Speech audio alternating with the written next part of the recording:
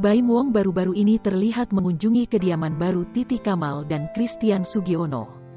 Titi dan Tian memang baru saja menempati rumah baru mereka yang mewah bak hotel bintang 5. Selain interior yang serba mewah, ada banyak fasilitas di kediaman baru mereka, salah satunya kolam renang.